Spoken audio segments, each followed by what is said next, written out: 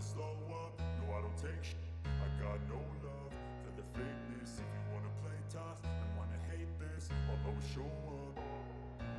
don't ever slow up, no I don't take sh**. I got no love for the fakeness. If you wanna play tough and wanna hate this, I'll always show up and make a statement. I don't ever Emeka stepped off the plane, his heart racing. The airport buzzed with a mix of voices and rolling suitcases, the scent of coffee mingling with the sharpness of disinfectant. Bright lights glared from above, illuminating the vast terminal. He ran a hand through his thick hair, feeling the fabric of his crisp shirt against his skin, a reminder of the journey he had just begun. A representative from the company stood by the arrival gate, holding a sign with Emeka's name scrawled across it. The man smiled wide, revealing teeth that shone like polished ivory. "Welcome to America," he said, gesturing for Emeka to follow. They walked through sliding glass doors into the warm embrace of sunlight and city noise. The air outside buzzed with energy, cars honked, sirens wailed, and voices echoed in a vibrant cacophony. Emeka inhaled deeply, tasting freedom and opportunity. The ride to his new apartment unfolded like a whirlwind. The city raced past, tall buildings loomed overhead while street vendors called out their wares, their voices rising above engine roars. The smell of street food filled the car as they navigated through bustling neighborhoods, each corner revealing something fresh and exhilarating. When they arrived at his new home, Emeka stepped into a lobby adorned with polished marble and gleaming chandeliers. He felt small in this space but also filled with possibility. An elevator whisked him up to the 22nd floor, and he breathed in the crisp air that filtered through the glass walls as he entered his apartment. The view took his breath away, sprawling city lights twinkled like stars below him. He moved to the window, fingertips grazing the cool surface of glass. This was real, this was his life now. Later that evening, Emeka found himself seated at an upscale restaurant where shadows danced beneath dim lights.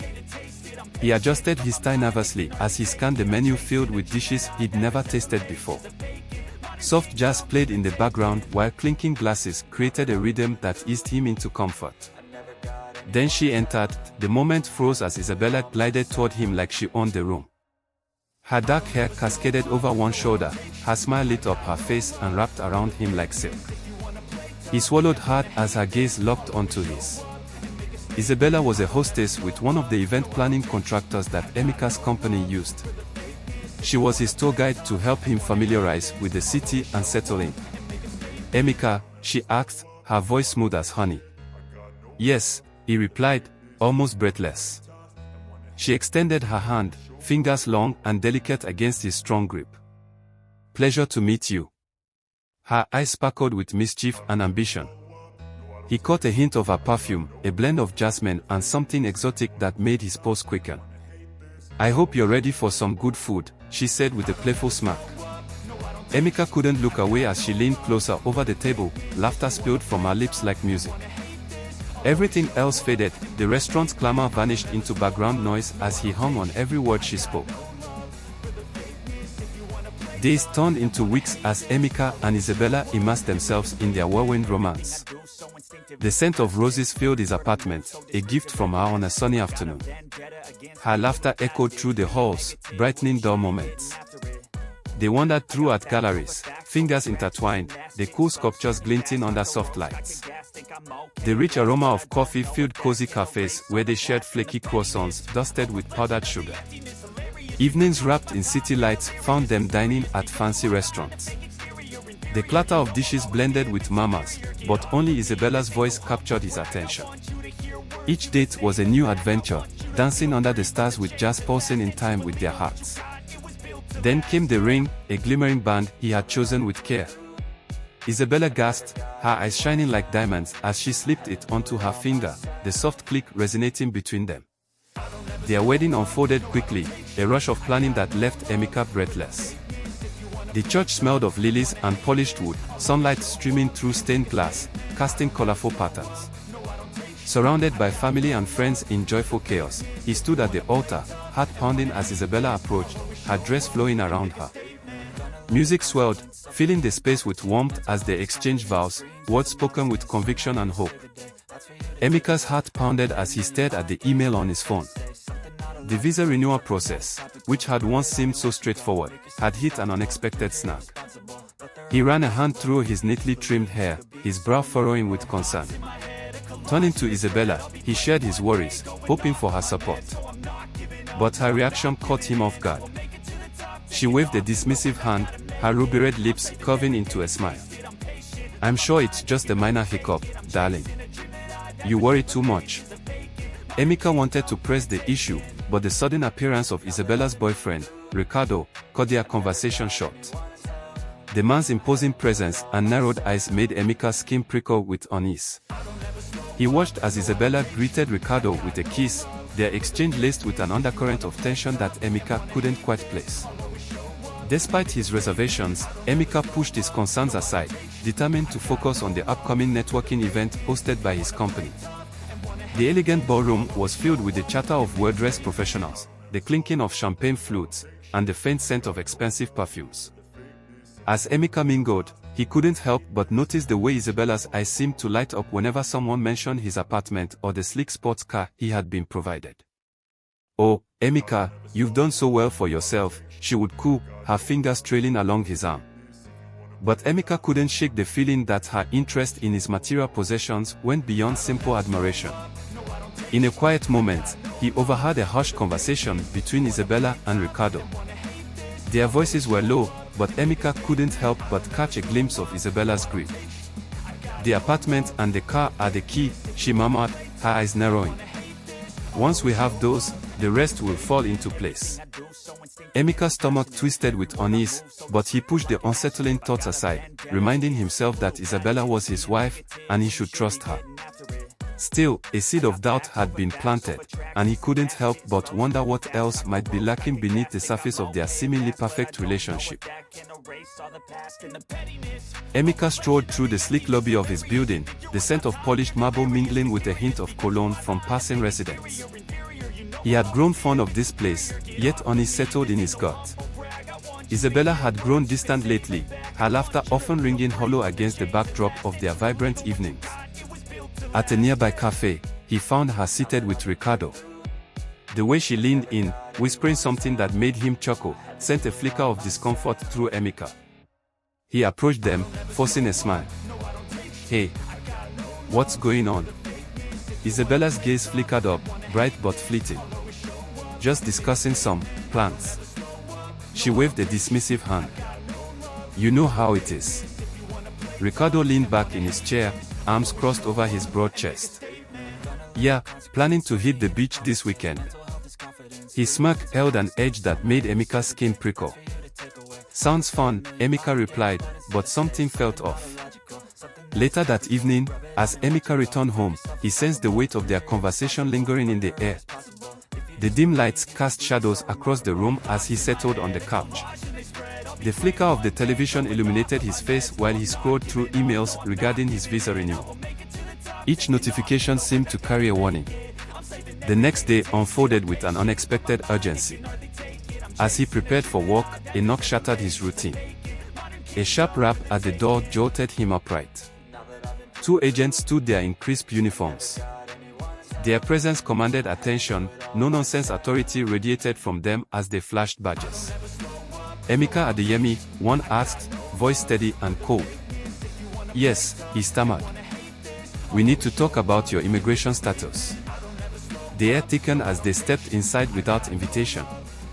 Questions ricocheted in his mind, confusion blurred his thoughts. They laid out their findings like pieces on a chessboard, evidence linking him to illegal activities, transactions, messages that felt foreign to him. Isabella's voice echoed faintly in his memory, the secrets hidden behind her charm twisting into betrayal. He tried to defend himself but found no words would surface, only disbelief swirled around him like smoke. Hours later, under stark fluorescent lights and heavy steel doors, Emeka sat alone in a holding cell. The cold metal bench pressed against him as murmurs from other detainees filled the space with despair and anger. The sour scent of sweat clung to the air while an ache settled deep within him, fear intertwined with confusion. Dr. Onya arrived swiftly at the detention center.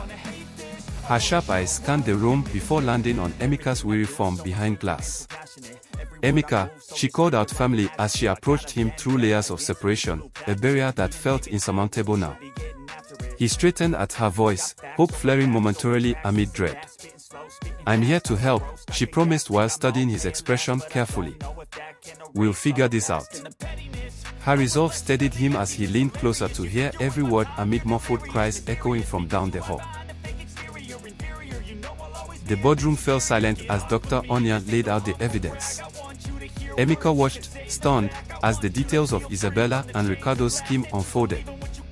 Wiretaps, surveillance footage, and financial records painted a damning picture of their manipulation and deceit. "They planted the evidence to frame you, Emeka," Dr. Onion said, her voice grave. "This was all part of a plan to get their hands on the apartment, car, and other perks the company provides its employees." Emeka's head spun. He had trusted Isabella, given her his heart, and she had betrayed him in the most heinous way. Clenching his fists, he fought to control the surge of emotions within him. The company executives shared a solemn look. "We've already contacted the authorities. They'll be taking action against Isabella and Ricardo shortly." Emeka nodded, his mind racing.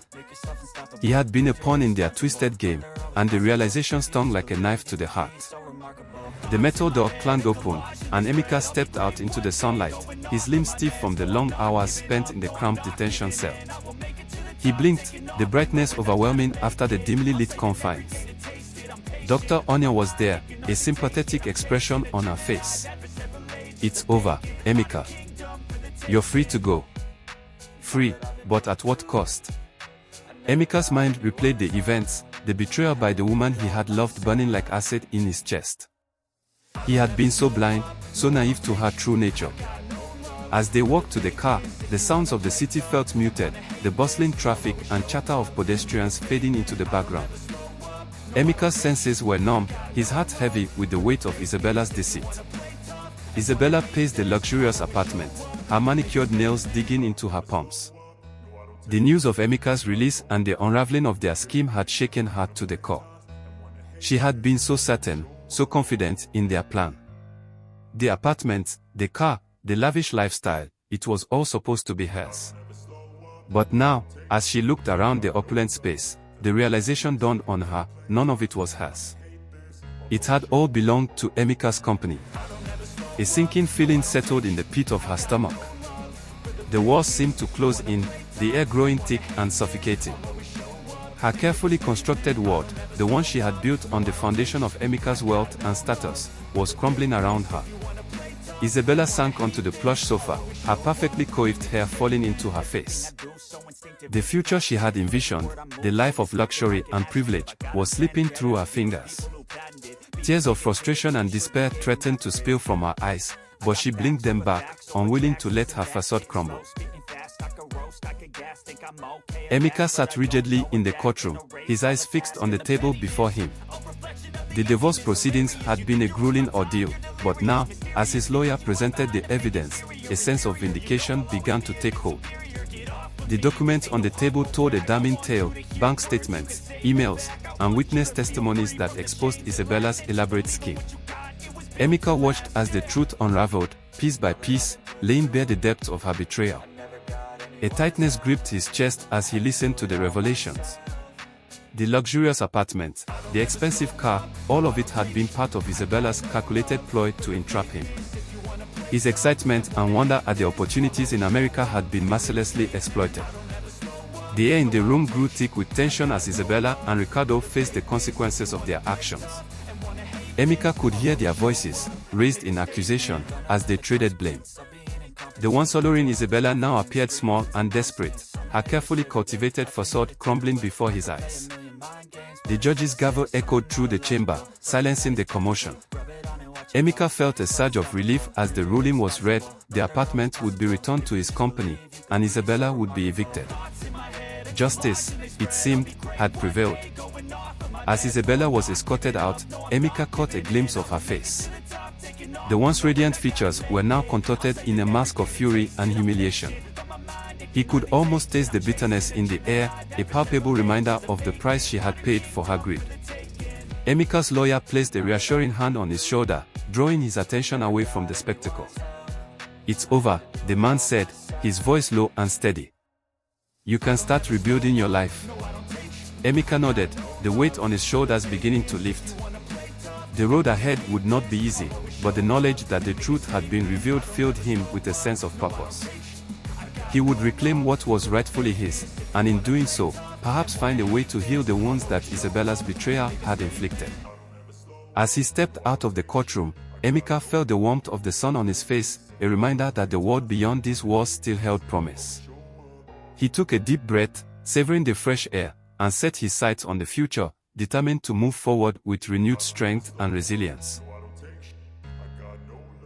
Isabella stood outside the airport terminal, her face pale, eyes wide with desperation.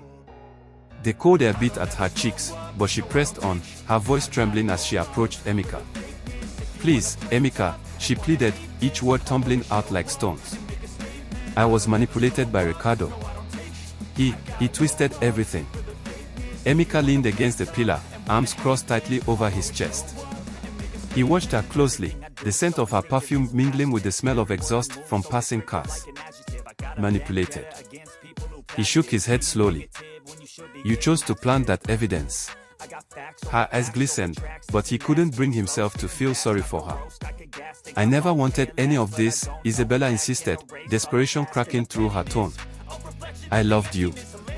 I thought we could build something together." Emeka clenched his jaw. Her words held no weight now, they felt empty, hollow. He remembered the night spent alone in the dark while she conspired with Ricardo. "Love." He scoffed, anger rising in him like fire. "You loved my status, not me." Isabella's shoulders slumped as she took a step back, heart flickering across her features. "I'll make it right," she said softly. "Too late for that."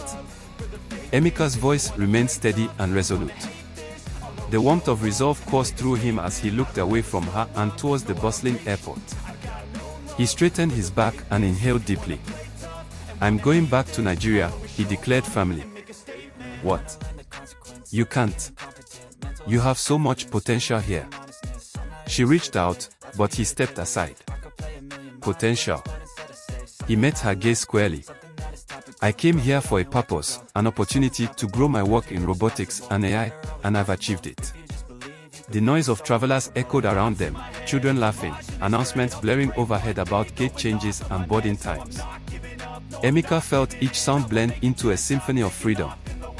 He turned toward the terminal entrance where travelers hurried by, bags in tow, unaware of their own journeys unfolding.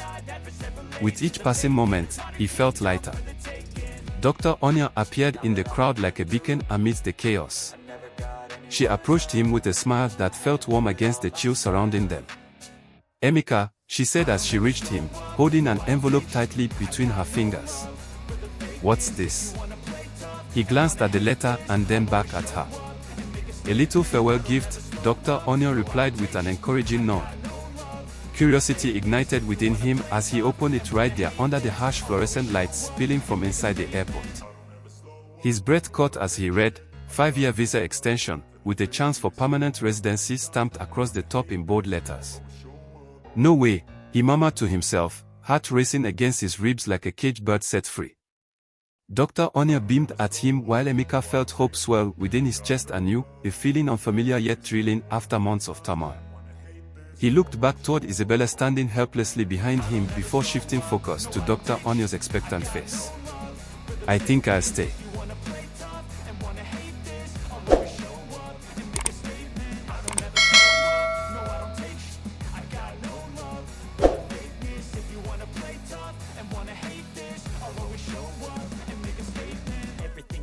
So instinctive and so passionate. Every word I move so descriptive like an adjective. I got a vendetta against people who patented being negative when you should be getting after it.